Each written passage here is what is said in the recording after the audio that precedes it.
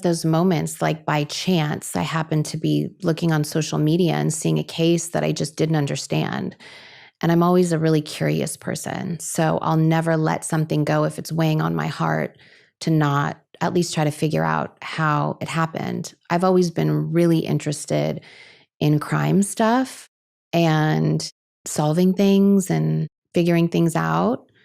So when I saw a case of a woman that just didn't make sense to me, I was really curious. And I sent this little video that popped up on my Twitter to attorneys that I knew really well that could answer questions for me. And then when it seemed like I couldn't just sit there, it was really weighing on my heart when I felt like it was so unfair. I didn't know that there was like thousands of cases that were so unfair. I just thought, oh, wow, like I have to help this person. And then when I was successful in doing that, on my journey, I realized like, wait, there's so many more people like this. Like I can't not do something. And I think that also goes with whatever's meant to come to you at your own pace for your own learning levels is what's meant to be, because that came to me. I wasn't like searching for that. And that changed my life and it changed who I am. I just can't sit around and see this happen to other people that aren't deserving of their freedom. I think just everyone's on their own path and things will come to you when you need to be like elevated to that growth level. And I'm really grateful for those experiences because I definitely think that that's my purpose. I would say I always felt like I was a compassionate person and a caring person. And I always cared about people's feelings. But my level of empathy was at a completely different level when I started. I might have been way more judgmental. And I would think that someone that was behind bars, especially for a really lengthy or a serious crime, that they probably were absolutely guilty. I had no compassion. I was just really judgmental. And then when I started to hear about these cases and people's backstories and their histories and realized that so many people really didn't have the opportunities to be better and didn't know better, it really changed my whole life. And like my level of empathy is just so different than what it was years ago. And I think that's why I fight so hard for people to get second chances, because people make really bad choices and really bad mistakes, some way, way worse than other people. But if you're never given the chance to change, that's really sad, especially if you make a really bad decision as a teenager and then you're in your 40s and you're given no shot to change when you really already maybe have so much. It was really important to me to express that and help people that have made those changes. I used to judge people and like their relationships and how people lived their lives. And now I'm like, whatever makes you happy, why should we judge? Who are we to say how people should live their lives? My judgment is just, I don't know if it comes with age or experience or just going through so many things, but just be happy. Isn't that what life is about? Experiences, making people feel heard and seen and appreciated, and just having gratitude for the things in life that we're so blessed to have and work for. And if we're surrounded by the people we love, that's real success. Yeah. I agree. And I feel that a lot of people start getting better at that with the judgment outside. But one of the things that people struggle to deal with the most is the judgment in their head. And I wonder, do you find that you ever catch yourself judging yourself and being hard on yourself and being heavy and harsh on yourself? No.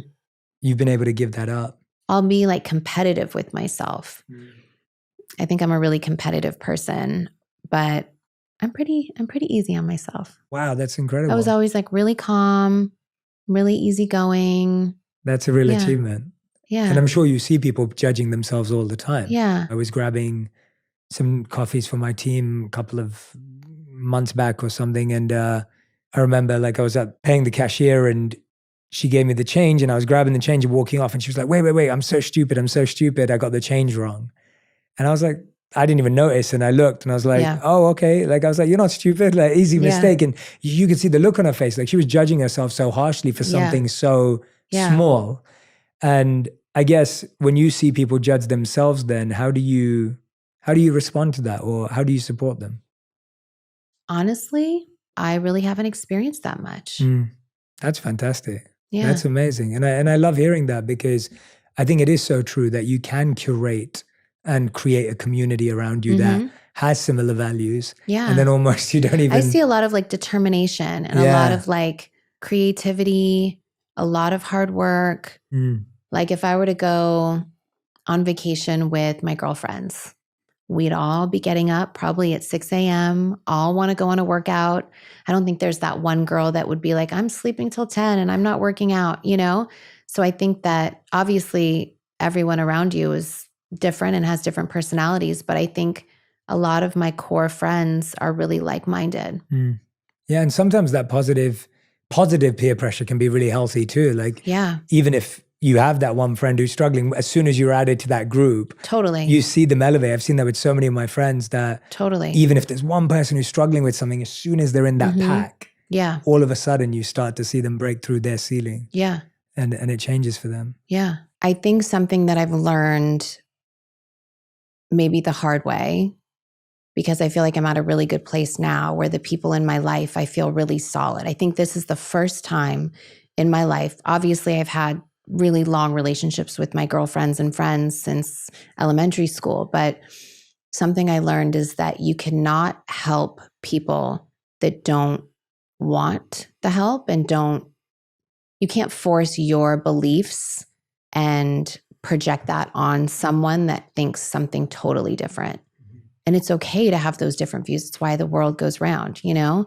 But if you don't align in the same values and morals and things at your core, then it's okay to realize that this life is so short and you should go and find the people that do align with what you really believe in. And I think sometimes there's so much going on that you can be blinded by so many other things that if you don't stop and think about what someone's true values and morals are and how they want to live their life, so much other things are going on. So I don't blame people that don't really stop and think about those things. I mean, those are some of the lessons that I would teach my kids when they're looking for friends and partners and relationships. Yeah, you can't really force things upon other people. You can't expect them to be where you're at your level. And sometimes that could really coexist really well. But then sometimes it really can't. You have to let go of the idea of molding people into what you want. Think about if there's something about yourself that you really want to change. The expectations of going into something and thinking you're going to get a different result or thinking you have the power to change someone is so selfish and so crazy. And everyone does it. And everyone has to learn on their own. And that's something that I've always like sat back, helped friends, given them advice, but never really pushed, because even if I were to say, hey, don't walk down that path, trust me, I've been there, you don't want to go there. And they say, okay. And they follow you and they go on a different path. They'll never learn that lesson. They have no clue what I'm talking about.